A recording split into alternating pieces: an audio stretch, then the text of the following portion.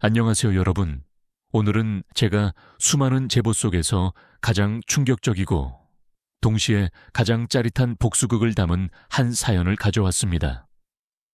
재벌 3세와의 동화 같은 결혼을 꿈꿨던 한 여성, 예제나 미희 씨의 이야기입니다. 미희 씨는 남편 김건태와 결혼한 후 5년 동안 겉으로는 재벌가 며느리라는 화려한 타이틀을 달고 살았습니다. 하지만 그 실상은 어땠을까요?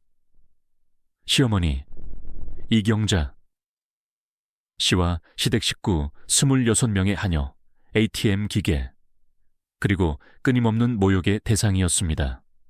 돈 못 벌어오는 며느리, 애도 못 낳는 칠푼이라는 폭언을 들으면서도 미희 씨는 5년간 이를 악물고 버텼습니다. 그녀의 인내심은 바닥이 보이지 않는 우물 같았습니다. 그리고 마침내 그 우물이 메마른 순간이 왔습니다. 구청에서 이혼 서류에 도장이 찍히는 순간 시어머니 이경자 씨는 미희 씨를 향해 마지막 비수를 꽂았습니다.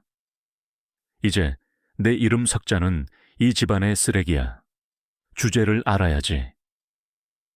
그 조롱 가득한 목소리 앞에서 미희 씨는 떨리는 손으로 낡은 가방 속에서 최신형 스마트폰을 꺼냈습니다. 김건태 씨와 이경자 씨는 그저 비웃었습니다.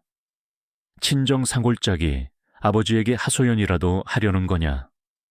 바로 그 순간 미희 씨가 단 한 글자가 저장된 연락처를 눌렀습니다. 아버지. 그리고 전화가 연결되자 미희 씨는 조용하지만 모두가 들을 수 있는 목소리로 말했습니다. 아버지, 미희예요. 이혼 수속 끝났어요. 김건태 부사장과 시댁 식구 26명. 모두 해고해 주세요. 이 한마디로 화성그룹 회장에 숨겨진 딸이었던 미희 씨의 신분과 함께 김건태 일가의 5년간 쌓아올린 모래성은 단 1분 만에 무너져 내리기 시작했습니다. 과연 그들에게 어떤 지옥이 펼쳐졌을까요? 그리고 미희 씨는 어떻게 완벽한 복수를 설계했을까요? 지금부터 그 충격적인 이야기를 공개합니다. 여러분, 다시 한번 인사드립니다. 오늘은 우리가 흔히 상상하는 드라마나 영화 속의 이야기가 아니라 실제로 한 여성의 삶에서 펼쳐진 충격적인 반전 드라마를 여러분께 전달해 드리고자 합니다. 바로 우리 주인공 미희 씨의 5년간의 지옥 같았던 결혼 생활, 그리고 그 모든 것을 끝내기로 결정한 단 한순간의 이야기입니다. 미희 씨가 처음 김건태 씨를 만났을 때 그녀는 순수하게 사랑을 믿었습니다. 겉으로는 평범한 집안의 딸로 알려졌지만 실제로는 한국 재계에서 독보적인 위치를 차지하는 화성그룹 회장의 외동딸이었습니다. 그러나 미희 씨는 재벌 3세라는 타이틀 대신 자신의 진정한 사랑을 찾고 싶다는 순진한 바람 하나로 자신의 신분을 철저히 숨겼습니다. 그녀는 김건태 씨의 서민적인 매력과 소박한 환경에 끌렸고 그가 자신을 배경이 아닌 있는 그대로의 미희로 사랑해 줄 것이라고 믿었습니다. 그녀는 자신의 부유한 배경을 숨긴 채 평범한 집안의 딸로 위장하여 김건태 씨의 청혼을 받아들였고 재벌가 며느리 대신 평범한 시댁으로 시집가는 길을 택했습니다. 하지만 결혼 생활은 미희 씨가 꿈꾸던 동화와는 완전히 달랐습니다. 5년이라는 시간은 그녀에게 사랑 대신 고통과 몸열감만을 안겨주었습니다. 시어머니 이경자 씨를 필두로 한 시댁 식구들은 미희 씨의 순진함과 순종적인 태도를 약점으로 삼아 그녀를 끊임없이 착취했습니다. 김건태 씨의 집안, 특히 시어머니 이경자 씨는 겉으로는 넥스트 코어테크라는 유망한 IT 기업의 부사장 어머니라는 허세를 부렸습니다. 이 기업은 사실 미희 씨의 아버지가 그녀의 결혼 생활 안정을 위해 익명으로 막대한 초기 투자금을 지원하고 그룹 차원에서 영업 계약을 몰아주어 키운 곳이었지만 시댁 식구들은 이 모든 성공이 오로지 김건태 씨의 능력이라고 착각하고 우쭐대기 일쑤였습니다. 이들은 미희 씨가 가져다 준 막대한 부와 배경을 자신의 능력으로 둔갑시키며 미희 씨를 향한 착취를 정당화했습니다. 미희 씨는 집안에서 재벌가 며느리가 아닌 무료 가사 도우미 또는 ATM 기계로 전락했습니다. 아침 일찍 일어나 시어머니와 남편의 식사를 차리는 것은 기본이었고 시댁 식구 26명이 주말마다 집에 모일 때마다 그녀는 수십 인분의 식사를 준비해야 했습니다. 시어머니 이경자 씨는 며느리에게 온갖 자비를 시키면서도 친정에서 제대로 교육을 못 받았으니 내가 가르쳐야 한다며 끊임없이 훈계했고 심지어는 시댁 식구들의 속옷까지 손빨래하게 만들었습니다. 미희 씨의 방은 시댁 식구들의 창고처럼 쓰였고 그녀의 개인적인 공간은 단 하나도 허용되지 않았습니다. 가장 견디기 힘들었던 것은 정서적 폭력이었습니다. 시어머니 이경자 씨는 미희 씨가 5년 동안 아이를 갖지 못하자 사람들 앞에서 거리낌 없이 애도 못 낳는 칠푼이 대가 끊기게 생긴 복 없는 년이라며 미희 씨를 모욕했습니다. 남편 김건태 씨는 이 모든 상황을 알면서도 단 한 번도 미희 씨 편을 들어주지 않았습니다. 오히려 그는 자신의 어머니와 친척들이 그녀를 하대하는 것을 묵인하며 다 너를 위해서 하는 말이다. 너를 사람 만들려는 노력이라며 가스라이팅했습니다. 미희 씨에게 김건태는 남편이 아니라 자신의 고통을 방관하고 부추기는 공범에 불과했습니다. 미희 씨는 5년간의 결혼 생활 동안 자신의 본래 모습을 철저히 지웠습니다. 그녀는 명품 옷 대신 낡은 옷을 입었고 자신에게 주어진 모든 카드를 숨긴 채 시어머니가 주는 용돈으로 생활했습니다. 그녀는 재벌가의 딸이라는 자신의 진실이 김건태의 순수한 사랑을 방해할 것이라고 오해했고 그들의 비열함을 감싸 안으려 했습니다. 하지만 결국 그녀는 깨달았습니다. 사랑이 아니라 그들의 탐욕과 기생 심리만이 그녀를 옥죄고 있었다는 것을요. 그녀의 인내심은 더 이상 미덕이 아니었습니다. 마침내 그녀의 마음속에서 단 하나의 결정이 굳어졌습니다. 더 이상 이 지옥 같은 결혼 생활에 1분 1초도 머물 필요가 없다는 것이었습니다. 5년 전 사랑이라는 허상에 눈이 멀어 스스로 선택한 굴레를 이제는 자신의 의지로 끊어내야 할 때가 온 것입니다. 미희 씨는 더 이상 울지 않았습니다. 그녀의 눈빛은 차갑게 가라앉았고 마음속에는 결연한 의지와 함께 폭풍우 같은 분노가 끓어오르고 있었습니다. 이 모든 지긋지긋한 관계를 청산하기 위해 미희 씨는 조용히 이혼 서류를 준비했고 마침내 오늘 김건태 씨와 시어머니 이경자 씨와 함께 구청 이혼 창구 앞에 섰습니다. 그녀의 손에 쥐어진 이혼 서류는 5년간의 고통을 종결짓는 종이 한 장이자 그녀의 새로운 인생을 시작하게 할 격발 장치였습니다. 그녀는 자신의 눈앞에 놓인 그 종이 위에 5년 동안 꾹꾹 눌러왔던 모든 감정을 담아 무심하고도 단호하게 도장을 찍었습니다. 바로 이 순간 미희 씨의 기나긴 악몽은 끝이 났고 그녀가 치밀하게 준비한 거대한 복수극의 서막이 올랐습니다. 이혼 서류가 수리되고 직원의 손에 들린 작은 강철 인장이 서류 위에 무겁게 내려앉는 둔탁한 소리가 구청홀에 울려 퍼졌습니다. 그 소리는 크지 않았지만 미희 씨에게는 지난 5년의 결혼 생활을 무자비하게 끊어내는 거대한 천둥소리처럼 느껴졌습니다. 이혼 접수 증명서라는 4글자가 금박으로 새겨진 종이가 미희 씨의 눈에 선명하게 박혔지만 그녀의 마음은 놀라울 정도로 차분하고 고요했습니다. 모든 어리석은 환상과 인내심이 산산조각난 후 찾아온 얼음장 같은 평화였습니다. 절차가 모두 끝나자 직원은 미희 씨 몫의 서류를 앞으로 내밀었고 미희 씨는 가느다랗게 떨리던 손가락의 떨림을 순식간에 멈추고 새로운 인생을 결정지을 증명서를 받았습니다. 종이의 감촉은 차가웠지만 그녀의 손바닥을 태울 듯 뜨거운 해방감을 안겨주었습니다.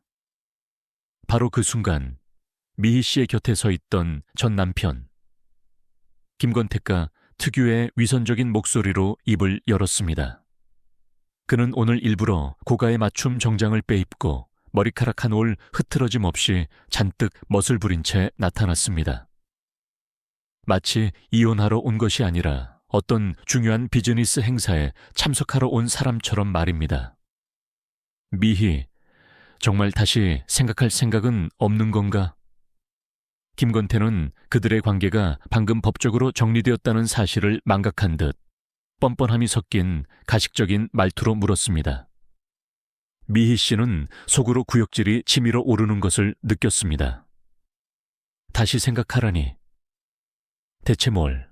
그녀의 머릿속에는 지난 5년간 이경자 씨에게 하녀처럼 부려지고 온 가족의 ATM 기계이자 무료 가정부 역할을 했던 자신의 모습이 주마등처럼 스쳐 지나갔습니다.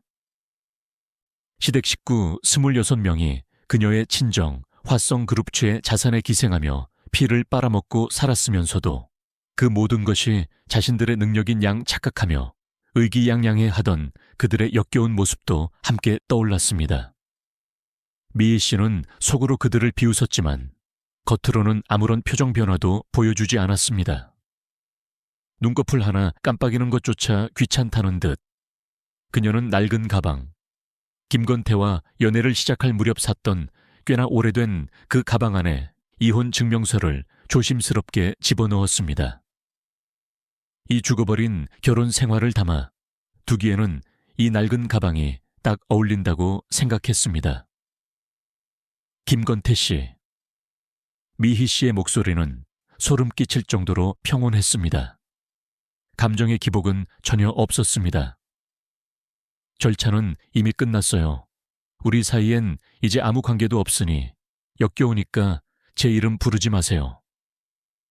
미희 씨의 완벽하게 무시하는 태도와 냉담한 어조는 결국 김건태의 이성적인 평정심을 무너뜨렸습니다. 그는 미간을 찌푸리며 늘 그랬던 것처럼 질책하는 말투로 쏘아붙였습니다. 미희, 사람을 그렇게까지 몰아붙일 필요가 있어? 우리가 그래도 부부였잖아. 우리 어머니 말씀이 맞아. 너 정말 은혜를 원수로 갚는 사람이구나. 우리가 너 먹여 살리고 입혀주고 어디 가서도 부끄럽지 않은 김건태의 아내로 만들어줬는데 만족할 줄을 몰라? 이 말에 미희 씨는 마침내 그를 올려다보았습니다. 그녀의 입계는 경멸로 가득 찬 차가운 미소가 걸렸습니다. 대단한 아내 자리네요.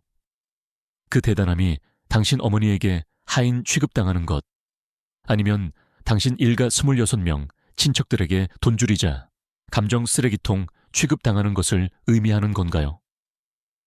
미희 씨는 단숨에 쏘아붙였습니다. 김건태, 당신 집안이 나한테 뭘 해줬죠? 나를 먹여 살린 건 당신들이 내 능력을 발판 삼아 기어 올라왔다고 착각하는 그 피를 내 아버지가 뒤에서 몰래 지원해준 자금이에요. 당신들 일가의 염치와 뻔뻔함은 아스팔트보다 두꺼운 것 같네요. 뼈아픈 진실을 찔리자 김건태의 얼굴은 순식간에 붉어졌습니다. 그는 분노에 차 미희 씨를 손가락질하며 말을 잇지 못했습니다. 주변에는 결혼이나 이혼 절차를 밟으러 온 사람들이 호기심 어린 시선으로 그들을 주시하고 있었습니다. 그 시선은 김건태를 더욱 궁지로 몰아넣었습니다. 미희 씨는 더 이상 그와 언쟁할 가치를 느끼지 못했습니다. 그녀는 가방을 챙겨 구청 출구로 향했습니다. 바깥 햇살은 눈부셨고 그녀는 자신도 모르게 눈을 가늘게 떴습니다. 신선한 공기를 깊게 들이마시자 자유의 맛이 이렇게 달콤할 줄은 몰랐습니다. 하지만 세상에는 항상 타인의 행복을 시기하고 방해하는 악의적인 사람들이 존재하기 마련입니다. 미희 씨가 계단을 내려가려던 그 순간 날카롭고 익숙한 목소리가 저주처럼 등 뒤에서 쫓아왔습니다. 어머, 이게 누구야? 우리 미희 아니니? 정말로 이혼을 해버렸어. 싸구려 향수와 음식 냄새가 뒤섞인 불쾌한 기운과 함께 전 시어머니, 이경자, 씨가 굵은 허리를 흔들며 승리자 포즈로 미희 씨 앞에 떡하니 버티고 섰습니다. 그녀의 뒤에는 소문을 듣고 달려온 구경꾼들이 줄줄이 따라왔는데 모두 그녀의 거대한 친척 군단 핵심 멤버들이었습니다. 이경자 씨는 오늘 확실히 잔뜩 치장하고 나왔습니다. 온갖 금부치를 주렁주렁 걸치고 마치 전 재산을 몸에 휘감고 있는 듯 했습니다.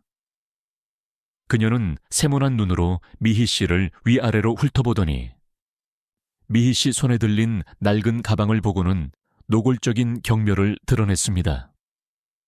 미희야, 너 정말 생각이 없는 아이구나. 우리 건태처럼 좋은 집안을 버리고 기어이 이혼을 하다니. 네가 건태랑 헤어지고 무슨 좋은 남자를 만나겠니? 애도 못 낳는 칠푼이가. 중고품. 주제에. 이경자 씨의 말은 독을 바른 바늘처럼 미희 씨를 향해 날아왔습니다.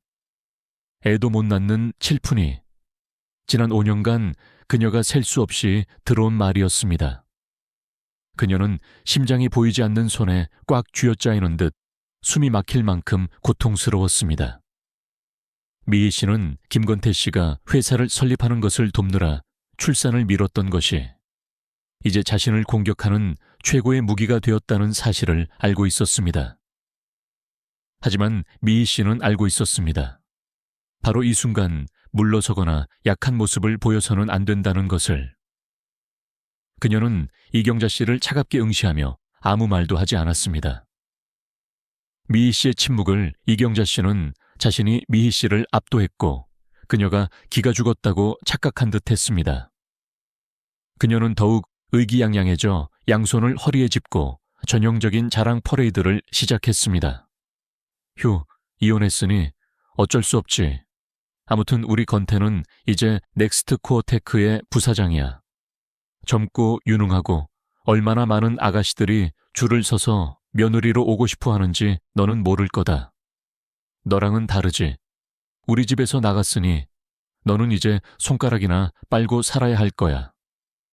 옆에 있던 주름진 얼굴의 아줌마가 재빨리 맞장구를 쳤습니다. 맞아요. 맞아요. 경자 언니는 정말 복이 많으시네. 건태가 저렇게 출세했으니 이제부터는 호강할 일만 남았지. 이경자 씨는 칭찬에 우쭐해져 턱을 더욱 높이 치켜들었습니다. 그리고는 자비를 베푸는 듯한 말투로 미희 씨에게 말했습니다. 미희야, 네가 옛날에 우리 집에서 몇 년 신세 진 걸 봐서 내가 너그러이 봐줄게. 네가 나중에 정말 굶어 죽을 지경이 되면 나한테 와서 부탁해봐. 그럼 내가 건태한테 말해서 회사 청소부 일이라도 하나 봐주지 않을 수도 없으니까. 하하하. 그녀와 그 무리들은 귀에 거슬리는 웃음소리를 터뜨렸습니다. 김건태는 옆에 서서 약간은 쑥스러운 표정을 지었지만 끝까지 어머니의 악행을 말리지 않았습니다. 아마 그의 마음속에도 미희 씨가 이 집을 떠나면 아무 가치도 없는 존재가 될 것이라고 생각하고 있었을 것입니다. 미희 씨는 조용히 그들의 쇼를 지켜보았습니다. 마음속의 차가움은 더욱 깊어졌지만 동시에 전례 없는 힘이 조용히 응축되고 있었습니다. 때가 왔습니다. 이 저질스러운 총흙은 이제 끝내야 합니다. 이경자 씨는 실컷 비웃고 난 후 말로만 모욕하는 것으로는 부족하다고 생각했는지 한 걸음 다가와 미희 씨의 코앞에 얼굴을 들이밀 듯 다가섰습니다. 목소리는 낮아졌지만 악의와 우월감으로 가득 차 있었습니다. 김미희, 내 속셈을 내가 모를 줄 아니? 잘 들어. 넥스트코어 테크는 김씨 집안 거야. 내 아들 건태 거란 말이야. 너나 내 시골 구석에 있는 내 부모와는 이런 한 푼 관계없어. 앞으로 김씨 집안의 부귀영화를 너는 손가락이나 빨면서 구경이나 하는 수밖에 없을 거다. 넥스트코어 테크는 김건태 거야. 이 한마디는 미희 씨의 마음에 남아있던 그들에 대한 마지막 한 줌의 인내심마저 완전히 부셔버렸습니다. 오만함이 극에 달해 일그러진 이경자 씨의 얼굴을 바라보며 미희 씨는 문득 웃었습니다. 조소도 냉소도 아닌 연민과 결의가 뒤섞인 차가운 미소였습니다. 미희 씨는 그 낡은 가방에서 천천히 이혼 서류를 꺼내 그녀 앞에서 펼쳐 보였습니다. 선명한 붉은 관인이 또렷하게 보였습니다. 이경자 씨, 잘 보세요. 이 순간부터 저 미희는 당신들 김씨 일가와 모든 인연을 끊고 아무 관계도 없습니다. 이경자 씨는 미희 씨의 행동과 눈빛의 순간 움찔했지만 곧 허세를 부리며 콧방귀를 뀌었습니다. 그런 이혼 서류 종이 조각 한 장으로 누굴 협박하려는 거야. 쓰레기 같은 거잖아. 미희 씨는 더 이상 그녀를 상대하지 않고 느릿하게 가방에서 스마트폰을 꺼냈습니다. 그녀의 낡은 가방과는 전혀 어울리지 않는 최신형, 최고 사양의 스마트폰이었습니다. 그녀가 오직 오늘을 위해 비상금으로 미리 사둔 것이었습니다. 화면 잠금을 해제하고 5년 동안 저장만 해두고 단 한 번도 직접 걸어본 적 없는 번호를 찾아냈습니다. 등록명은 단 한 글자. 아버지. 미희 씨의 손가락이 초록색 통화 버튼 위에서 멈춰 미희 씨가 초록색 통화 버튼을 힘껏 누르자 뚜우, 뚜우 하는 전화 연결음이 조용한 공기 속에서 유난히 선명하게 울려 퍼졌습니다. 시어머니, 이경자 씨와 친척들, 그리고 옆에 서 있던 전 남편 김건태까지 모두 의아한 표정으로 미희 씨를 응시했습니다. 이 시간에 미희 씨가 대체 누구에게 전화를 거는 것인지 그들의 좁은 생각으로는 도저히 이해할 수 없었기 때문입니다. 그들의 머릿속에서 미희 씨의 별 볼 일 없는 아버지는 지금쯤 어디선가 벽돌을 나르거나 밭에서 흙을 파고 있을 터였습니다. 그런 사람에게 전화해봤자 울면서 하소연하는 것 외에 무슨 의미가 있겠습니까? 이경자 씨는 조소를 감추지 못하고 빈정거렸습니다. 뭐야, 저 가난뱅이 친정아버지에게 전화해서 살려달라고, 산골짜기까지 마중 와달라고 애원이라니. 하하하, 정말 웃기는구나. 바로 그때 전화가 연결되었습니다. 수화기 너머에서 온화하면서도 위험이 서려 있고 동시에 숨길 수 없는 걱정이 뒤섞인 중년 남성의 목소리가 들려왔습니다. 여보세요, 미희니? 오랜만에 듣는 그 안심되는 목소리에 미희 씨는 코끝이 시큰해지고 눈이 순식간에 붉어졌습니다. 5년 동안 그녀는 아버지가 이렇게 자신의 이름을 불러주는 감각을 거의 잊고 살았습니다.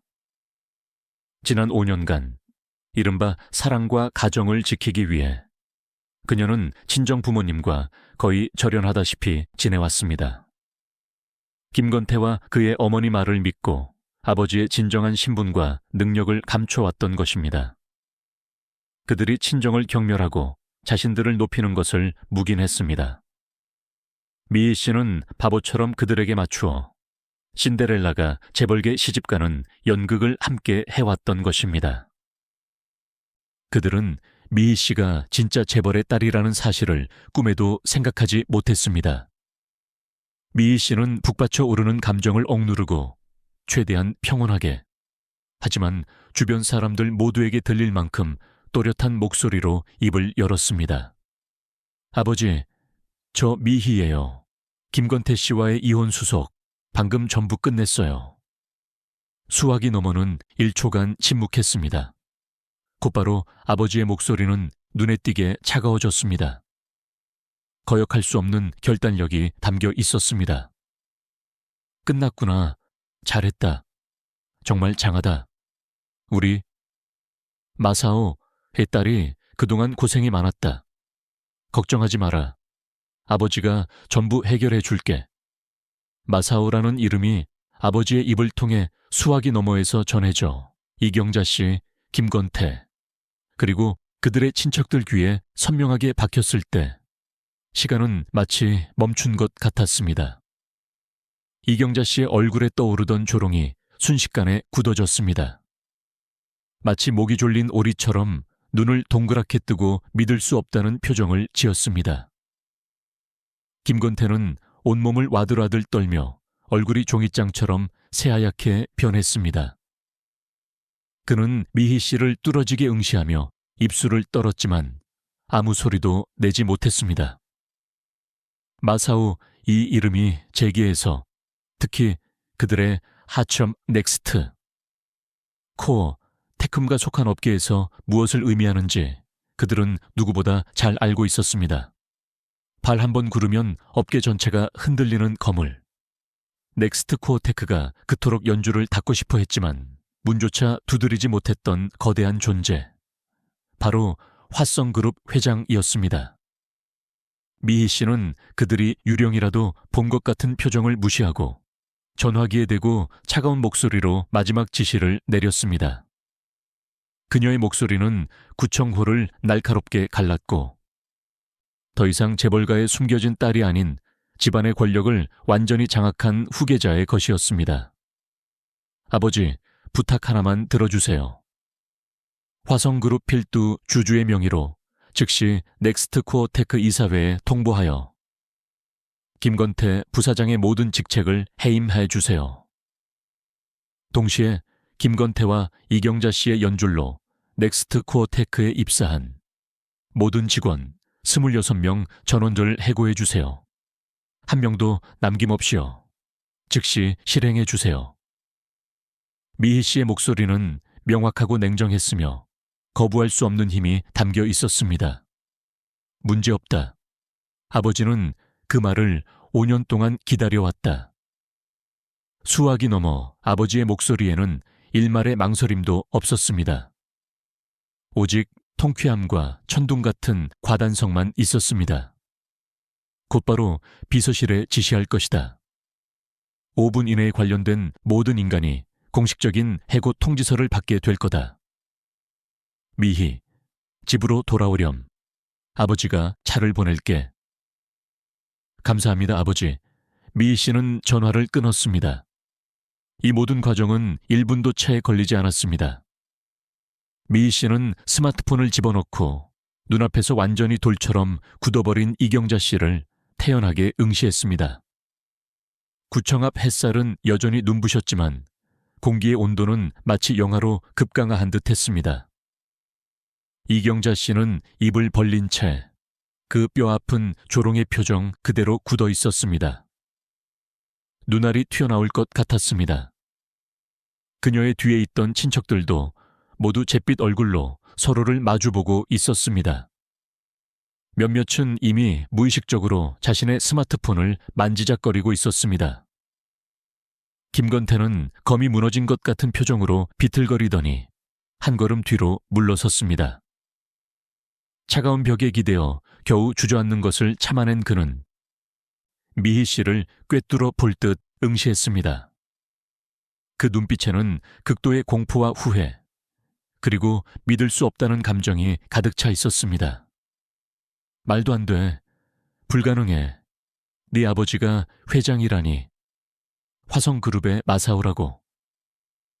이경자 씨가 마침내 자신의 목소리를 되찾았지만 그것은 유리 조각을 긁는 듯한 날카로운 비명이었고 절망과 광기로 가득 차 있었습니다. 거짓말이야, 미희. 이 요사스러운 계집애가 거짓말하는 거지. 넥스트 코어는 내 아들 거야. 우리 아들이 맨몸으로 일궈낸 회사란 말이야. 내까지 것들이 우리를 해고할 권리 같은 건 없어. 그녀는 미친 사람처럼 미희 씨의 팔을 붙잡으려 했지만 미희 씨는 가볍게 몸을 피했습니다. 미희 씨는 그녀를 마치 광대를 보는 것처럼 눈에 아무런 감정도 띄우지 않고 말했습니다. 무슨 권리냐고요?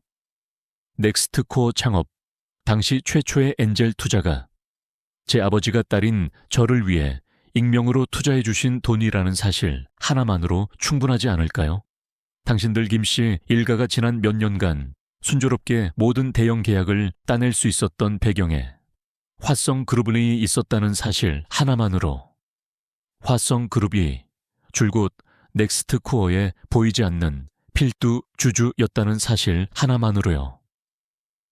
이경자 씨, 당신은 자신의 입으로 회사가 아들 것이라고 자랑하고 다녔죠. 저는 단지 원래 주인의 것을 되찾고 있을 뿐입니다.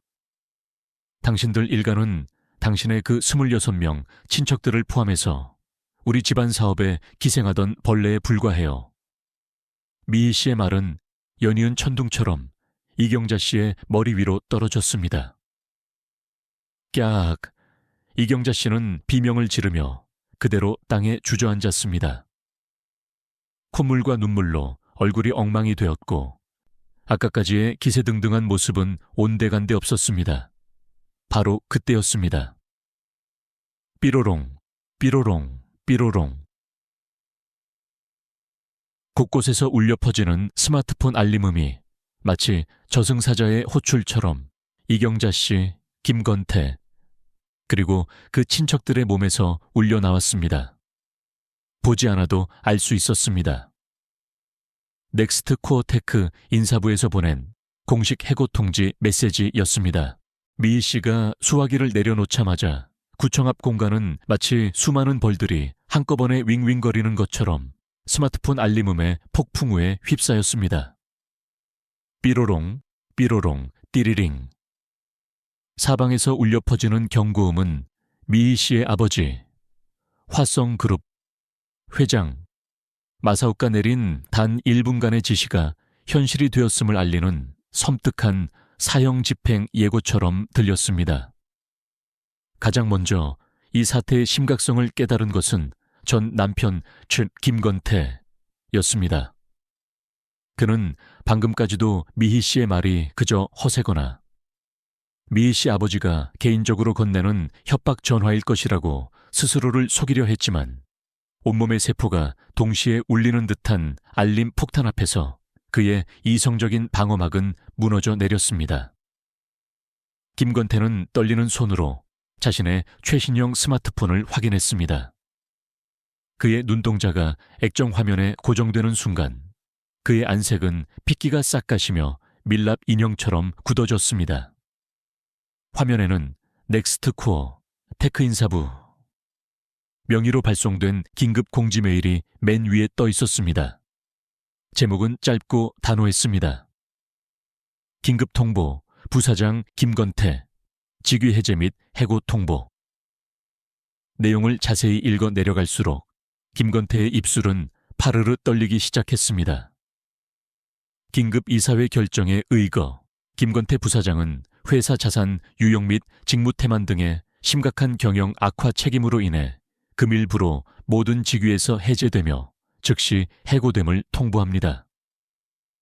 동시에 관련 법적 조치가 착수될 예정입니다. 그의 이름 아래에 새겨진 그 문구는 김건태가 그토록 쌓아 올렸다고 믿었던 모든 것을 한순간에 허물어뜨리는 사형 선고와 같았습니다.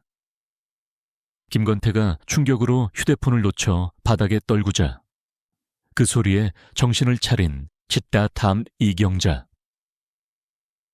씨가 미친 듯이 자신의 휴대폰을 확인했습니다. 이경자 씨의 카카오톡 메시지함은 이미 붉은색 숫자로 가득했습니다. 수십 개의 친척 단톡방과 개인 메시지가 쏟아져 들어왔는데 모두 비명과 절규로 가득 찬 내용이었습니다. 고모, 말도 안 돼요. 저 방금 해고 통보 받았어요. 회장님 직속 비서실에서 전화가 왔대요.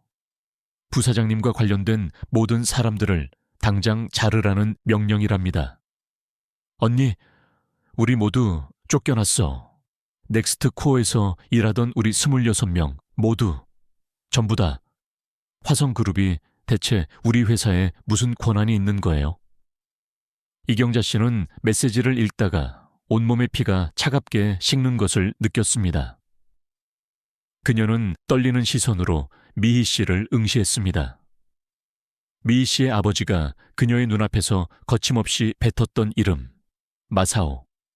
그녀가 그토록 무시하고 경멸했던 그 시골 구석 아버지가 사실은 그녀 일가에 생사여탈권을 쥔 이 나라의 거물 화성그룹 회장이었다는 잔혹한 진실이 비로소 그녀의 뇌리를 강타했습니다.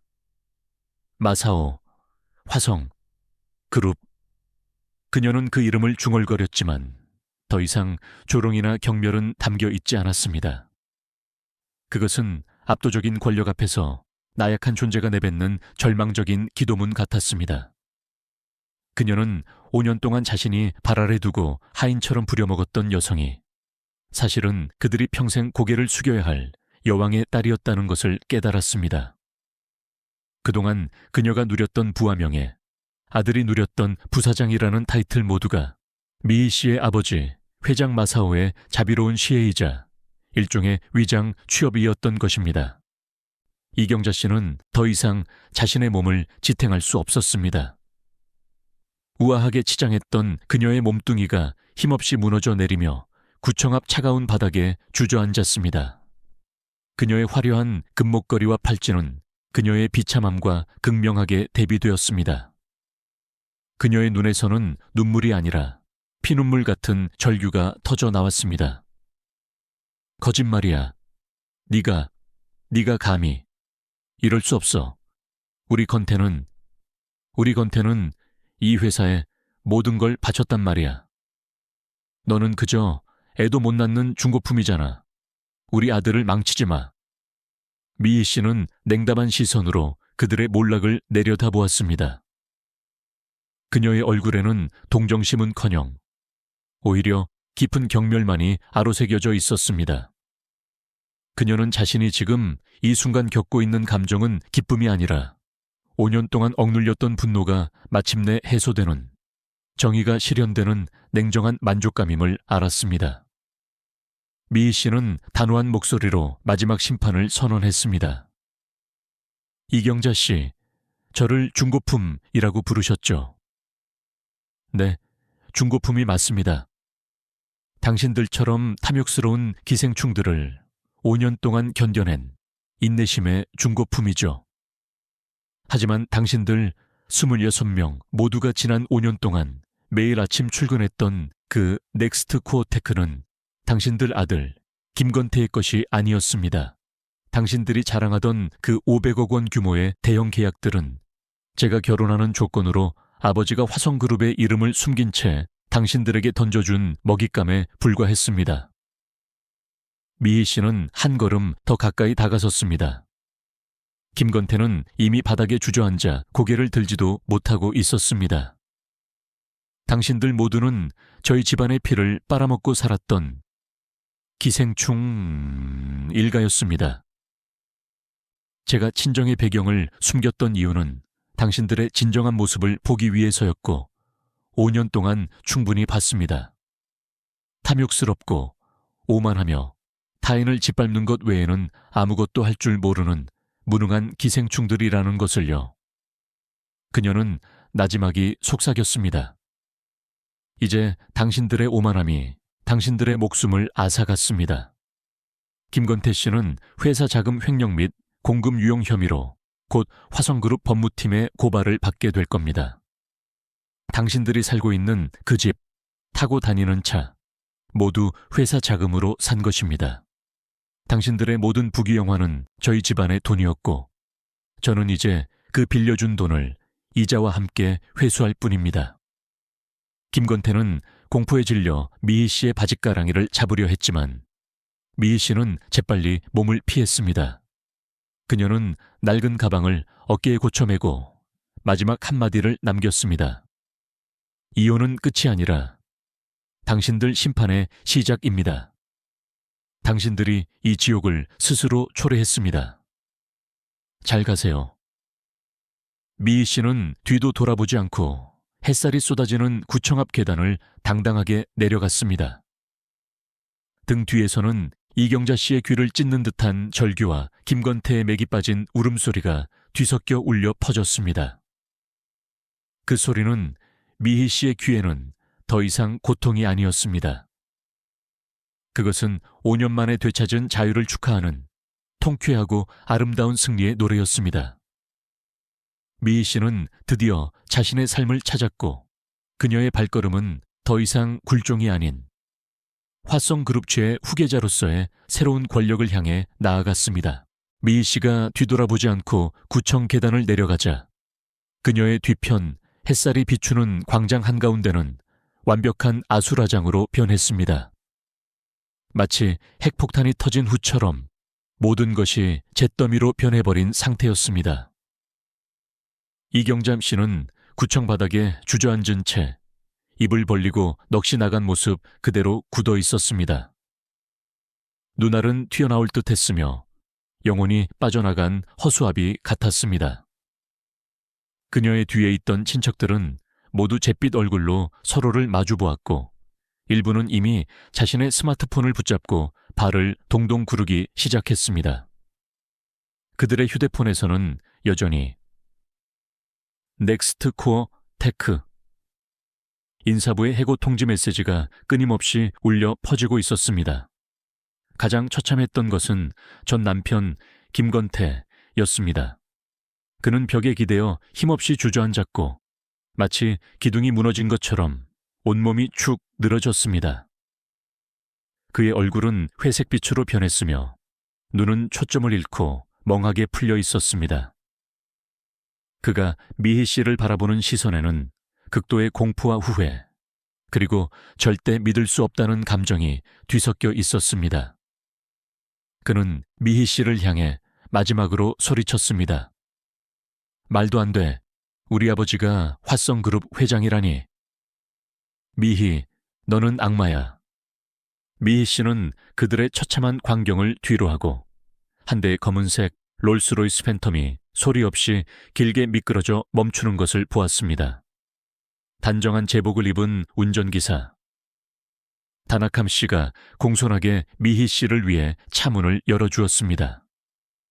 주변 사람들의 충격, 놀라움, 그리고 공포가 뒤섞인 복잡한 시선 속에서 미희 씨는 허리를 곧게 펴고 우아하게 차량에 올라탔습니다. 차문이 조용히 닫히자 바깥 세상의 모든 소음과 추악함, 그리고 몰락의 현장은 완벽하게 차단되었습니다. 최고급 방음 장치가 외부 소음을 완벽하게 막아주었고 잔잔한 에어컨 바람 소리만이 들렸습니다. 미희 씨는 부드러운 가죽 시트에 몸을 기대고 눈을 감았습니다. 육체적인 피로가 아닌 5년 동안 쌓였던 고통스러운 심적 피로가 파도처럼 밀려왔습니다. 아가씨, 저택으로 바로 모실까요? 앞좌석에서 다나카 씨의 온화한 목소리가 차량 통화 시스템을 통해 들려왔습니다. 다나카 씨는 20년 이상 미희 씨 집안에서 일하며 그녀의 성장을 지켜본 사람이었습니다. 그의 목소리에는 숨길 수 없는 안도감과 기쁨이 섞여 있었습니다. 네, 집으로 부탁드려요, 다나카 씨. 집으로. 이 단순한 말이 미희 씨에게는 그토록 멀게 느껴졌던 단어였습니다. 차가 소란스러운 도심을 벗어나 부유하고 한적한 고급 주택가로 접어들었습니다. 이곳이야말로 진정한 최상류층이 거주하는 공간이었습니다. 김건태가 아버지의 초기 투자금으로 겨우 마련했던 평범한 고급 빌라와는 비교조차 할 수 없는 궁전과 판잣집 정도의 차이였습니다. 차는 마침내 웅장한 주철 대문 앞에서 조용히 멈췄습니다. 차량 번호를 스캔하자 문이 소리 없이 열렸습니다. 눈앞에 펼쳐진 것은 광활한 잔디밭과 잘 가꿔진 정원, 그리고 현대적이면서도 전통적인 스타일이 조화를 이룬 거대한 저택이었습니다. 이곳은 미희 씨가 어린 시절부터 자란 곳, 그녀의 진정한 집이었습니다. 차량이 본관 앞에 멈추자 다나카 씨가 재빨리 내려 미희 씨를 위해 문을 열어주었습니다. 미희 씨가 차에서 발을 내딛는 순간 저택의 육중하고 조각된 문이 안에서 열렸습니다. 아버지와 어머니가 서로 기대어 현관 앞에 서 있었습니다. 5년 만에 만난 아버지는 크게 변하지 않았지만 미간의 주름이 조금 깊어져 있었습니다. 어머니는 우아한 한복 차림이었지만 이미 눈물로 얼굴이 흠뻑 젖어 있었습니다. 우리 미희, 어머니는 미희 씨를 보자마자 입술을 떨며 외쳤고, 이 한마디는 미희 씨가 억지로 쌓아 올렸던 강인한 벽을 완전히 무너뜨렸습니다. 눈물이 둑이 터진 듯 쏟아져 나왔습니다. 미희 씨는 아무것도 개의치 않고 어린 시절처럼 달려가 어머니의 품에 얼굴을 묻었습니다. 5년간의 슬픔, 고생, 후회가 이 순간 모두 분출되었습니다. 돌아왔구나. 돌아와 준 것만으로도 괜찮아. 어머니는 미희 씨의 등을 부드럽게 쓰다듬으며 위로했고, 아버지 마사오는 옆에 서서 아무 말 없이 미희 씨의 어깨를 힘차고 단단하게 잡아주었습니다. 그 손은 넓고 따뜻했으며 말 없이도 강력한 지지력을 전달해 주었습니다. 잠시 후 감정이 진정되자 가족은 넓고 밝은 거실로 들어섰습니다. 미희 씨가 가장 좋아했던 전복죽과 깔끔한 반찬들이 이미 식탁에 차려지고 있었습니다. 5년 동안 시댁의 차가운 부엌에서 시어머니가 먹다 남긴 식은 잔반을 먹던 미희 씨에게 이 따뜻한 집밥의 냄새는 천국의 향기와 같았습니다. 식사 후 미희 씨는 부모님께 오늘 구청 앞에서 있었던 모든 일을 상세히 이야기했습니다. 이경자 씨가 얼마나 오만하게 굴었는지, 김건태가 얼마나 위선적이었는지, 그리고 자신이 마침내 아버지에게 전화를 걸어 해고를 지시했던 그 순간까지, 미희 씨가 이경자 씨가 자신을 애도 못 낳는 칠푼이라고 조롱했다고 말했을 때 어머니는 분노로 온몸을 떨며 눈물을 글썽였습니다. 아버지의 얼굴은 순식간에 아문처럼 어두워졌고 눈에서 섬광이 번쩍였으며 무릎 위에 놓인 손은 주먹을 꽉 쥐었습니다. 아버지, 그 26명 깨끗하게 처리되었나요? 미희 씨가 아버지를 바라보며 물었습니다. 네가 전화하고 3분 이내에 그룹 업무팀과 인사팀이 공동 서명한 통지서가 최우선 사항으로 넥스트코어 테크 이사회와 인사부에 전달되었다. 김건태의 면직 명령과 그 26명 관련자들의 해고 통지는 이미 모두 공식적으로 효력을 발휘하고 있다. 모든 권한과 접근 계정은 동시에 동결되었다. 아버지의 목소리는 냉철했고 재계 거물의 피도 눈물도 없는 결단력이 엿보였습니다. 미희 씨는 아버지가 아무렇지도 않은 듯 말했지만 그 짧은 몇 마디 뒤에는 화성그룹이라는 거대한 상업기계의 효율적인 운용과 절대 권력의 행사가 있었음을 알고 있었습니다. 바로 그때 미희 씨의 스마트폰이 연달아 알림음으로 울리기 시작했습니다. 더 이상 메시지가 아니었습니다. 각종 뉴스 앱의 푸시 알림이었습니다. 속보 넥스트코어 테크 김건태 부사장 정역 해임 이유 불명 단독 넥스트코어 테크 대규모 인사 격변 수십 명 집단 해고 첨부된 사진에는 구청 앞에서 찍힌 것으로 보이는 바닥에 주저앉은 이경자 씨와 잿빛 얼굴의 김건태가 희미하게 찍혀 있었습니다. 정말 빠르네요. 미희 씨의 입가에 차가운 미소가 번졌습니다. 이건 시작에 불과해요. 아버지, 넥스트코어 테크 내부 문제는 앞으로 어떻게 처리될 예정인가요? 아버지는 미희 씨의 냉정하고 명확한 사고방식에 만족하는 듯 했습니다. 넥스트코어 테크 자체는 기술력이 취약하다. 핵심 경쟁력은 지난 5년간 우리 화성이 계열사를 통해 비밀리에 돌려준 계약과 자원 지원에 의존해왔다. 이제 모든 협력을 끊고 파견했던 기술 지원 및 관리 인력을 모두 철수시키면 3개월도 버티지 못할 것이다. 그리고 김건태가 부사장 재직 중 직위를 이용해 친족에게 일자리를 압력하고 경비를 부정 청구했으며 심지어 사업에 관여한 가능성도 있다. 이 증거들은 이미 사람을 보내 정리시켜 두었다. 필요하다면 그를 교도소에 보내 몇 년간 썩은 밥을 먹일 수도 있다. 아버지의 말 한마디 한마디에 미희 씨의 마음은 더욱 맑아졌습니다. 이것이야말로 진정한 방역이었습니다. 소리 없이 하지만 치명적인 일격이었습니다. 이경자 씨가 그토록 자랑하던 차, 집, 아들의 지위, 그 모든 것이 진정으로 그들의 소유물이 아니었습니다. 그들은 도둑이었습니다. 아버지, 이 일 저도 직접 관여하고 싶어요. 특히 자산 회수와 넥스트코어, 테크 정리에 대해서는 제 눈으로 직접 확인하고 싶어요. 아버지는 미희 씨의 단호한 눈빛을 보고 고개를 끄덕였습니다. 좋다. 우리 마사오의 딸이라면 그 정도의 배짱은 있어야지. 내일부터 나와 함께 그룹으로 출근하자. 우선 나의 특별 보좌역으로 임명하고 상황을 파악하게 할 것이다. 넥스트 코어 테크 건은 네가 전적인 책임을 지고 처리하도록 해라. 미희 씨의 마음속에 오랜만에 투지가 솟아올랐습니다. 김건태와 이경자 일가가 한 걸음 한 걸음 나락으로 떨어지는 모습을 그녀는 자신의 눈으로 직접 보고 싶었습니다. 그리고 그녀의 새로운 인생은 바로 이 순간부터 화성그룹마츠의 후계자로서 당당하게 시작되었습니다. 며칠 후 미희 씨는 화성그룹 본사 건물로 첫 출근했습니다. 5년 동안 주부로 살면서 잃어버렸던 모든 것을 되찾기 위한 첫걸음이었습니다. 그녀는 더 이상 낡은 옷을 입고 시댁의 눈치를 보던 김건태의 아내가 아니었습니다.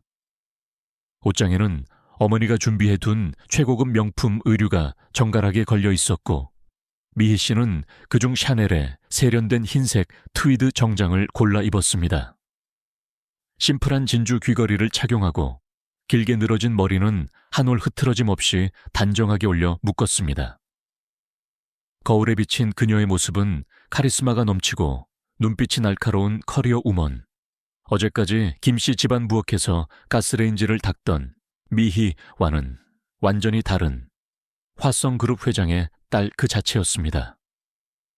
아버지는 이미 집무실에서 경제신문을 읽고 계셨고 미희 씨의 복장을 본 아버지의 눈빛에는 만족감이 서려 있었습니다.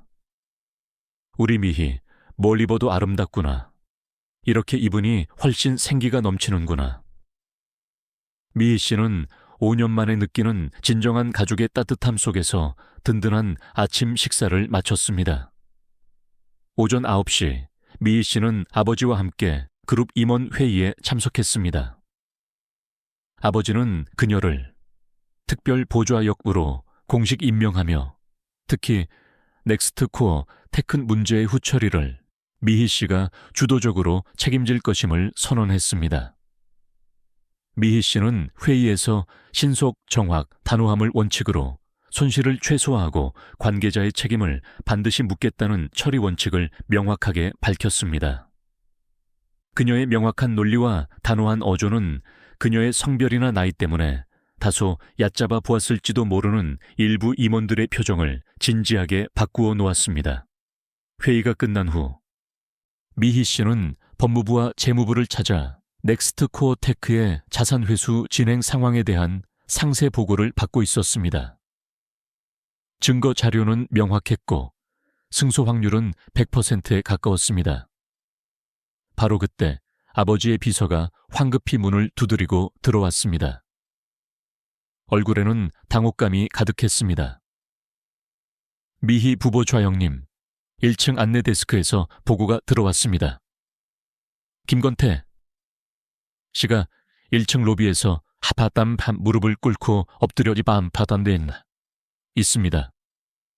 부보 좌영님을 만나게 해줄 때까지 일어나지 않겠다고 버티고 있고 직원들이 구경하느라 큰 소란이 일고 있습니다. 미희 씨는 눈썹을 살짝 찌푸렸습니다. 마음속에는 어떤 동요도 없었지만 오히려 역시나 하는 실소가 터져 나올 뻔했습니다. 무릎을 꿇는다는 것. 그것은 시어머니 이경자 씨가 즐겨 사용하던 도덕적 협박과 떼쓰기를 동시에 시도하는 비열한 수법이었습니다. 여기가 무슨 멜로드라마의 무대라도 되는 줄 아는 것일까요? 화성그룹의 로비에서 여론을 이용해 자신을 압박하려 들다니. 알겠습니다. 미희 씨는 비서에게 평온하게 지시했습니다.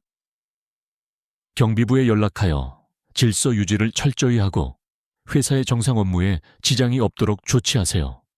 그리고 홍보부 책임자에게 연락하여 만일의 부정적 여론에 대비하도록 전달하세요. 미희 씨는 잠시 망설이는 법무부장을 뒤로 하고 자리에서 일어섰습니다. 이 정도의 사소한 일은 제가 직접 처리하겠습니다. 마침 제대로 결착을 지어야 할 때이기도 하니까요. 그녀는 정장깃을 바로잡았습니다. 그녀의 눈빛은 날카로웠습니다. 미희 씨는 법무부장과 기록 담당 비서를 한 명 대동하고 곧바로 엘리베이터를 타고 1층으로 직행했습니다. 엘리베이터 문이 열리자 광경이 눈앞에 펼쳐졌습니다. 넓고 밝은 1층 로비에는 수많은 직원들이 지나가는 척하며 몰래 같은 방향을 훔쳐보고 있었습니다. 로비 한가운데 거울처럼 빛나는 대리석 바닥 위에 김건택가 말끔하게 무릎을 꿇고 엎드려 있었습니다.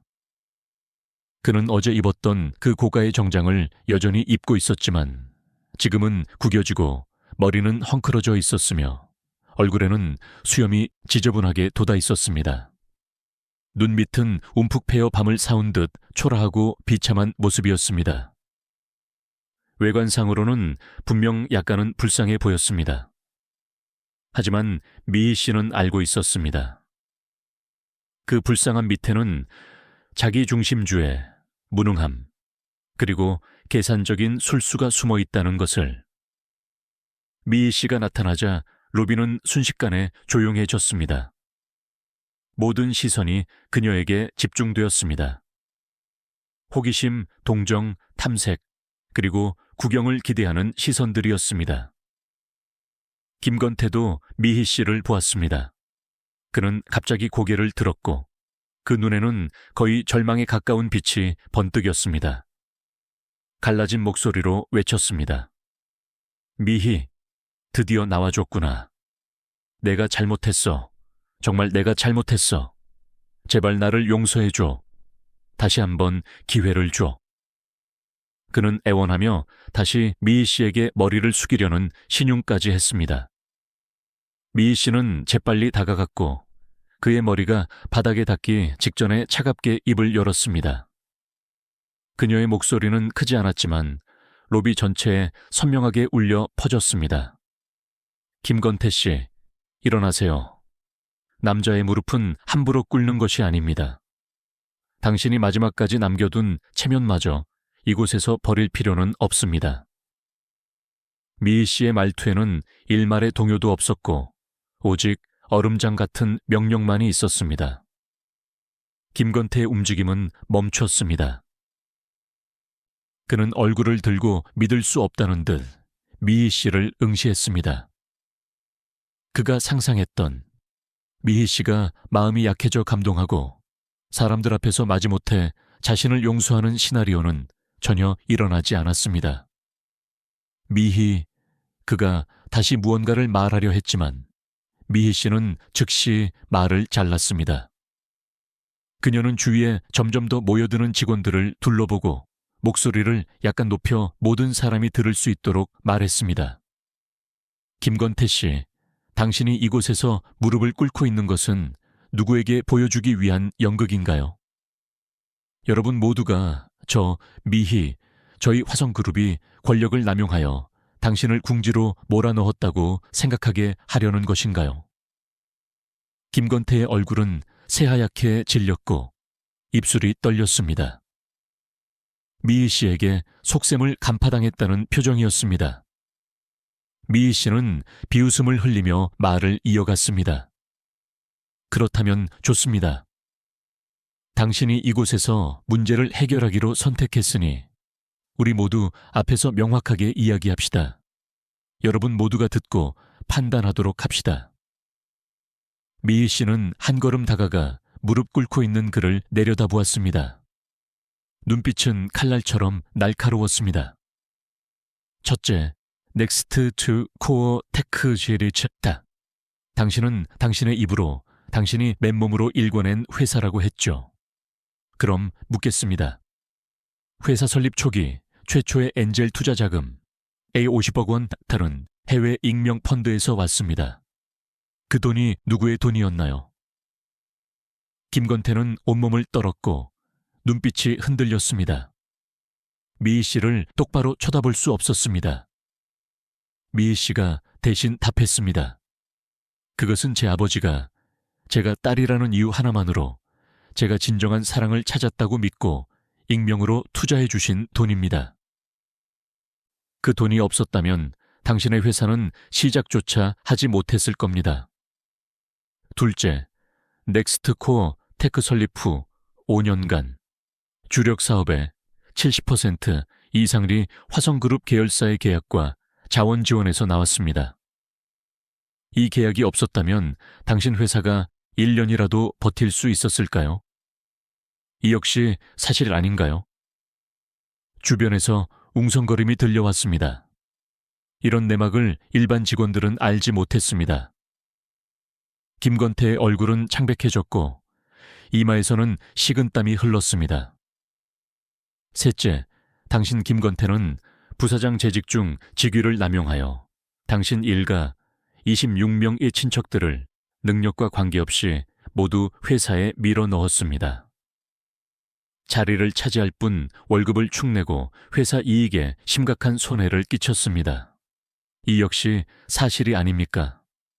그리고 당신의 어머니 이경잠 씨는 수차례 회사 경리부에서 난동을 부리고 경비를 부정 청구했으며 심지어 공금을 횡령하여 개인적인 사치품을 사는 데 사용했습니다.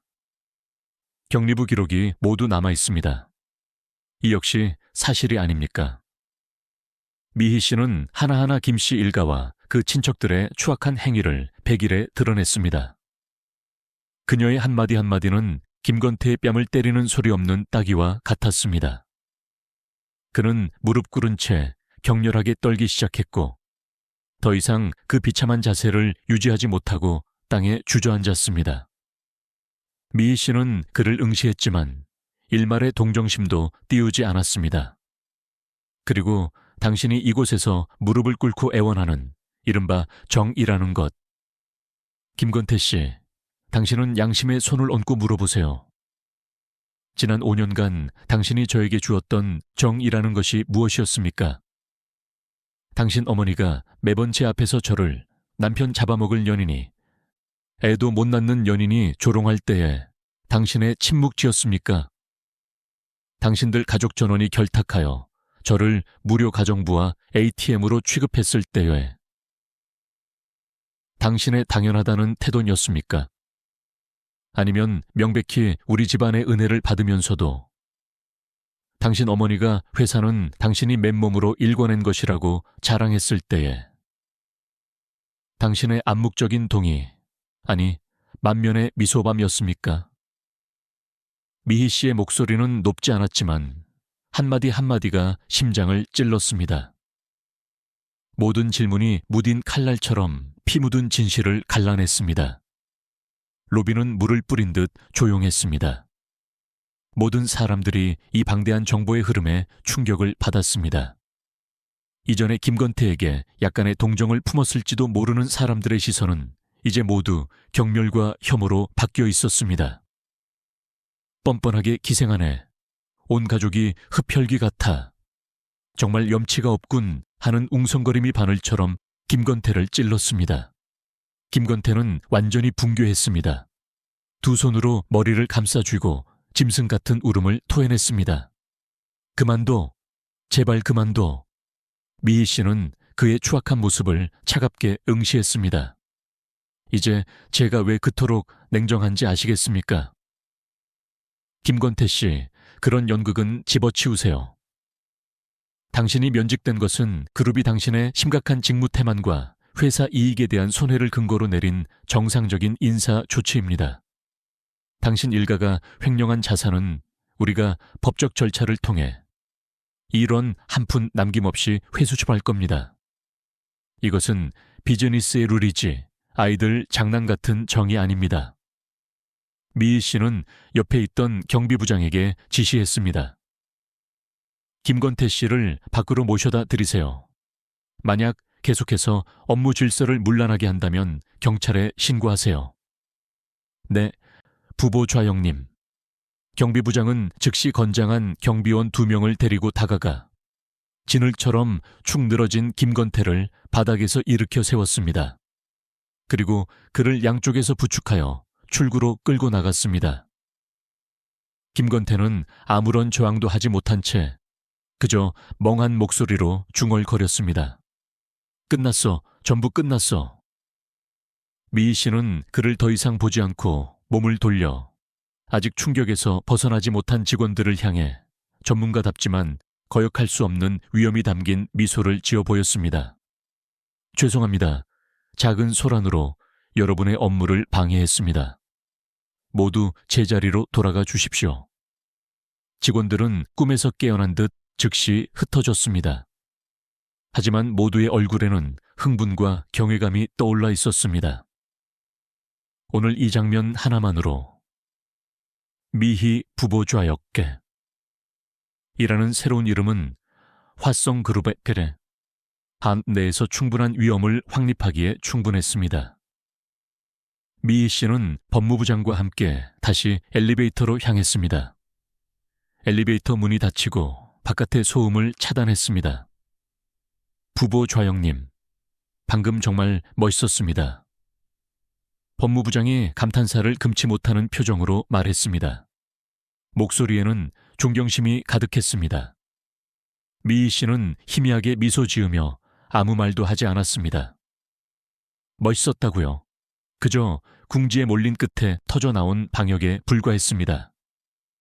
이제 김건태의 뺨은 때렸으니 다음은 그 뒤에서 줄곧 소란을 피우고 지금쯤 완전히 정신을 놓았을 이경자 씨 차례였습니다. 그녀의 좋은 날은 이제 막 시작될 참이었습니다.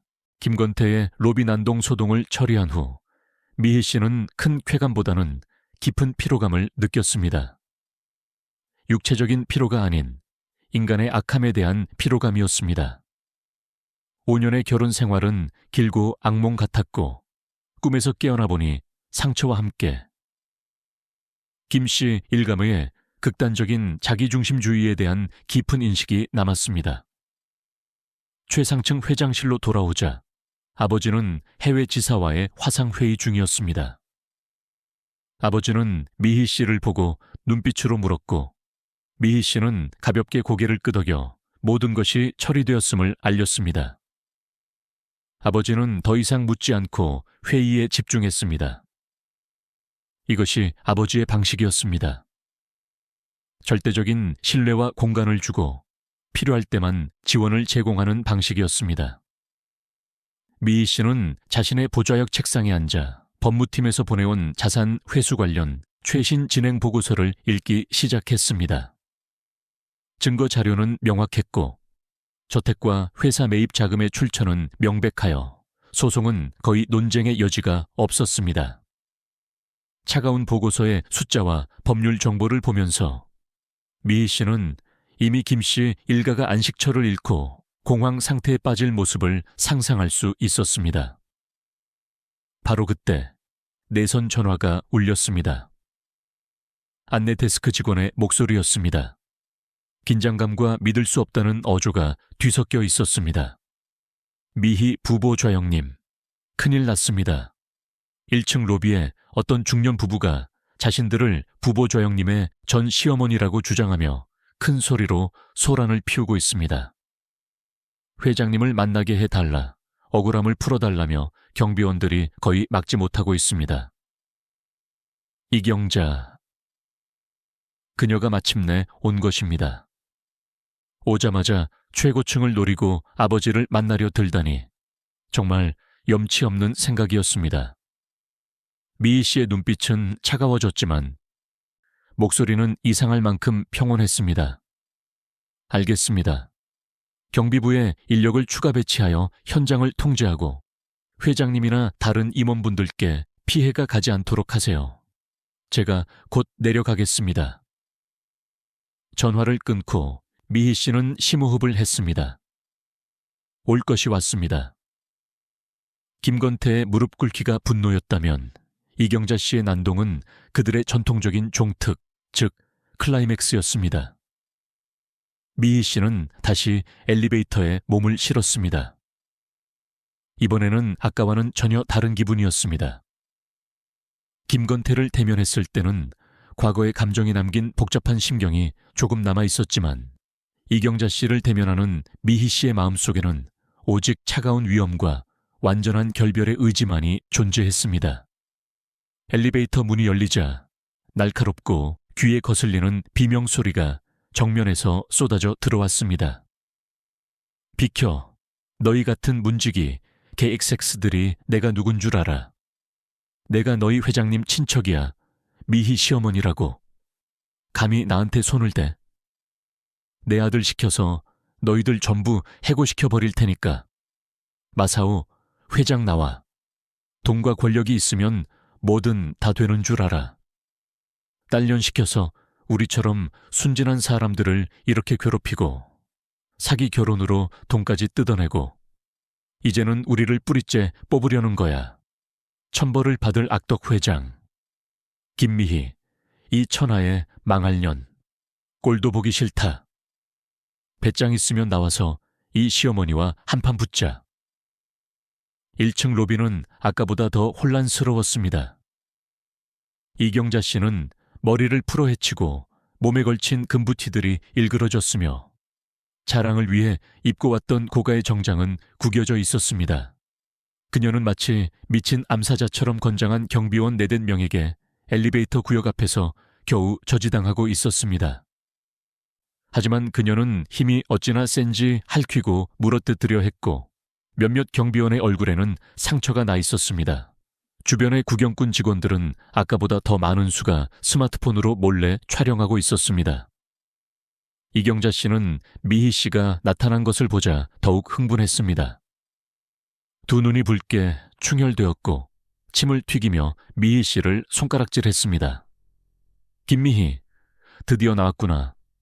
이 요사스러운 악녀야. 네가 우리를 얼마나 비참하게 만들었는지 알아? 미희 씨는 표정 변화 없이 그녀에게서 3미터 정도 떨어진 곳에 멈춰 섰습니다. 경비원들에게 손짓하여 물러서라는 신호를 보냈습니다. 경비원들은 잠시 주저했지만 곧 손을 놓았습니다. 하지만 여전히 반원 형태로 그녀를 애워싸며 경계의 시선을 풀지 않았습니다. 자유로워지자마자 이경자 씨는 곧바로 미희 씨에게 달려들어 때리려 했지만 경비원들의 몸에 가로막혔습니다. 미희 씨에게 닿을 수 없다는 것을 알자 그녀는 발을 구르며 소리쳤습니다. 말해봐. 입이 막혔니? 네가 무슨 권리로 내 아들을 해고해? 무슨 권리로 우리 친척들을 해고해? 무슨 권리로 우리 집과 차를 뺏어가? 그건 우리 김씨 집안 거야. 미희 씨는 그녀를 냉담하게 응시했습니다. 마치 광대쇼를 보는 듯 했습니다. 그녀가 가장 더러운 말을 모두 쏟아낼 때까지 기다렸다가 천천히 입을 열었습니다. 미희 씨의 목소리는 그녀의 비명소리를 덮을 만큼 선명했습니다. 이경자 씨, 이곳은 제 아버지의 회사이며 일터입니다. 당신이 시골 장터처럼 마음대로 난동을 부릴 수 있는 장소가 아닙니다. 언행에 주의하세요. 미희 씨의 냉정하고 내려다보는 듯한 태도는 그녀를 더욱 자극했습니다. 이경자 씨는 가슴을 치고 발을 구르며 외쳤습니다. 무슨 회사, 우리 건태의 능력이 없었으면 너희 회사는 진작에 망했을 거야. 너희는 은혜를 원수로 갚는구나. 김미희, 잘 들어. 오늘 네가 나에게 제대로 된 설명을 하지 않으면 나 여기서 죽어버릴 거야. 또다시 그 협박삼류 연극수법. 미희 씨는 지난 5년간 너무나 많이 보아왔습니다. 그녀가 무언가를 원하거나 잘못을 저지르고 미희 씨를 굴복시키려 할 때마다 늘 사용하던 방법이었습니다. 미희 씨는 비웃었습니다. 어떤 설명을 원하세요? 당신의 아들 김건태가 기생하며 살았고 친족을 부정 채용하여 회사 이익에 손해를 끼친 것에 대한 설명입니까? 아니면 당신 이경자 씨가 26명의 친척들을 이끌고 벌레처럼 회사에 들러붙어 피를 빨아먹은 것에 대한 설명입니까? 거짓말 마. 이 요망한 년. 이경자 씨가 날카롭게 반박했습니다. 회사는 내 아들이 맨몸으로 일궈낸 거야. 너희가 강도야. 맨몸으로요? 미희 씨는 스마트폰을 꺼내 법무팀이 그녀에게 보내준 50억 원 익명투자금 자금 추적 문서체 스크린샷을 곧바로 열었습니다. 스마트폰 화면을 그녀와 주변 사람들에게 향하게 보여주었습니다. 잘 보세요. 이 창업 자금은 화성그룹 마사오 회장이 관리하는 해외 펀드에서 나왔습니다. 필요하다면 은행 지점장을 불러 여기서 대질 신문이라도 할까요? 화면에 또렷하게 찍힌 은행 거래 내역과 지기는 마치 무거운 망치처럼 이경자 씨의 기세를 꺾었고 그녀는 말문이 막혔습니다. 그녀는 눈을 동그랗게 뜨고 입을 벌렸지만 아무 소리도 내지 못했습니다. 주변에서는 아! 하는 탄성이 새어나왔습니다. 미희 씨는 그녀에게 숨 돌릴 틈을 주지 않고 계속 공격했습니다. 그리고 집과 차가 당신들 집안 것이라고요? 저는 또 다른 몇 장의 사진을 열었습니다. 주택구매 계약서와 송금 기록의 클로즈업 사진이었습니다. 이 빌라의 계약금 10억 원과 지금까지의 월별 대출금 80%는 모두 제 개인 계좌. 정확히 말하면 아버지가 저에게 주신 가족 카드로 지불되었습니다. 지난 5년간의 모든 거래 내역을 인쇄해서 드릴까요? 김건태 씨가 매일 자랑스럽게 몰고 다니던 그 외제차의 구매 자금 출처도 마찬가지입니다. 증거는 명확했고 반박의 여지는 없었습니다. 이경자 씨의 얼굴은 순식간에 잿빛으로 변했습니다. 그녀는 허공에 팔을 휘저었습니다. 그건 네가 우리 집에 시집 왔으니 당연히 내야 할 돈이었어. 네가 자발적으로 낸 거잖아. 자발적으로요? 미희 씨는 한 걸음 다가가 칼날처럼 날카로운 눈빛으로 말했습니다. 당신들에게 속아 친정의 능력을 숨기고 ATM이자 무료 가정부 취급당한 것이 자발적이라고요? 이경자 씨, 제가 지난 5년간 당신들 집에서 소처럼 일했던 경험담을 하나하나 이곳에서 모두 이야기해 드릴까요? 예를 들어 당신이 어떻게 저에게 당신의 속옷을 포함한 온 가족의 세탁물을 손빨래하게 했는지, 어떻게 당신이 먹다 남은 국을 제 밥그릇에 부어주면서 아까우니까라고 했는지, 어떻게 당신이 이곳저곳에서 저를 애도 못 낳는 칠푼이라고 조롱하고 다녔는지.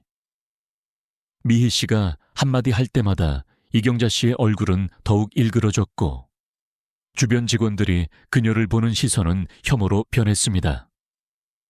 이런 사적인 생활의 세세한 고발은 비즈니스 증거보다 훨씬 직관적으로 미희 씨가 지난 5년간 어떤 지옥에서 살았는지를 느끼게 했습니다. 너는 말 조심하지 못해. 이경자 씨는 이성을 잃었습니다. 논리나 증거로 이길 수 없다는 것을 알자 그녀는 완전히 막무가내로 나가기로 했습니다. 그녀는 엉덩방아를 찍고 땅에 주저앉아 발을 구르며 울부짖기 시작했습니다. 세상에 이런 법이 어디 있어. 돈 많은 사람이 죄 없는 사람 괴롭히네. 우리 가족 다 죽일 셈이야. 마사오, 내 딸이 이렇게 악독한데 너도 제대로 못 살 거야. 여러분, 와서 보세요. 그녀는 울부짖으면서도 슬쩍 주위 사람들의 반응을 살폈습니다. 동정을 얻으려는 속셈이었습니다. 그러나 절대적인 사실 앞에서 그녀의 이 영희는 그녀를 더욱 추악하고 비참하게 만들 뿐이었습니다. 아무도 그녀를 동정하지 않았습니다. 그저 쿡쿡거리는 비웃음과 무정한 스마트폰 카메라 렌즈만이 그녀를 기록하고 있었습니다. 미희 씨는 완전히 인내심을 잃었습니다. 이런 인간에게 이치를 설명하는 것은 소귀의 경읽기였습니다. 그녀는 곧바로 경비부장에게 명령했습니다. 경찰에 신고하세요. 업무방해, 공중질서 문란, 그리고 명예훼손 및 모욕 혐의가 있다고 전하세요. 현장의 모든 보안 카메라 영상과 직원들이 촬영한 영상이 증거입니다.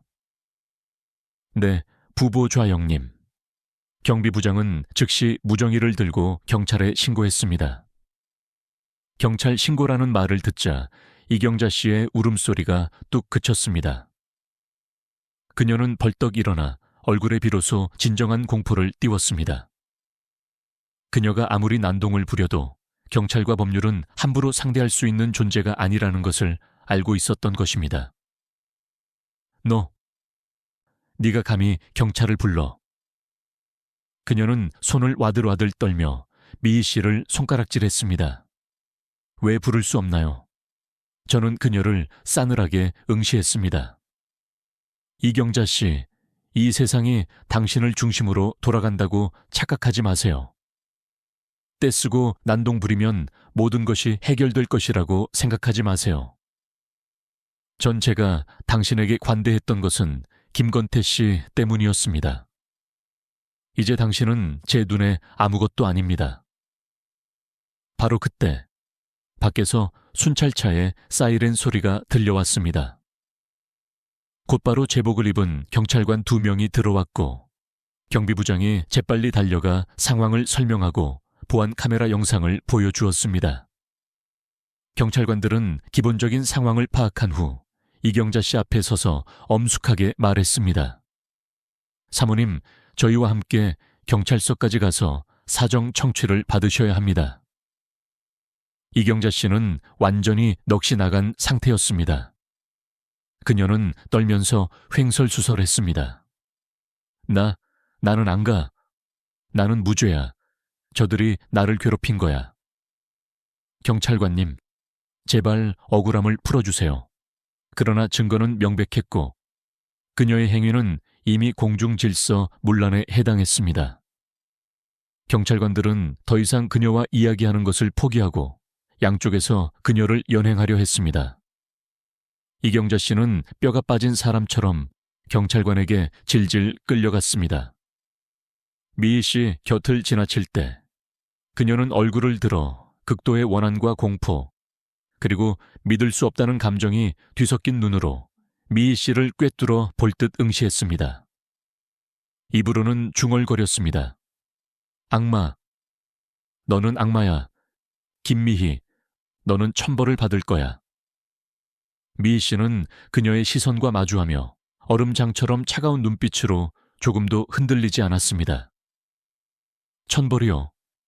자신의 권리를 지키고 자신의 것을 되찾고 악행을 저지른 자에게 대가를 치르게 하는 것이 천벌이라면 저는 기꺼이 받겠습니다. 그녀가 순찰채 태워져 가는 것을 보고 로비에서는 억눌렸던 박수소리와 웅성거림이 터져 나왔습니다. 직원들은 미희 씨를 존경, 심지어 경외감이 담긴 눈으로 바라보았습니다. 방금 낙하산처럼 내려온 회장의 딸은 가장 짧은 시간에 가장 강력한 모습으로 자신의 위엄과 단호함을 선언한 것입니다. 미희 씨는 사람들을 향해 가볍게 고개를 숙이고 몸을 돌려 다시 엘리베이터로 향했습니다. 등줄기는 곧게 펴졌고 발걸음은 단호했습니다. 사무실로 돌아온 그녀는 창밖을 내다보며 생각했습니다. 김건태는 무릎을 꿇었고 이경자 씨는 난동을 부리다 붙잡혔습니다. 김 씨 일가의 무대는 이미 절반이 무너졌습니다. 그리고 다음 멋진 쇼는 김 씨 일가라는 가짜 나무에 기생했던 원숭이들의 차례였습니다. 그 26명 친척들의 배신, 분명 매우 흥미로운 볼거리가 될 것입니다.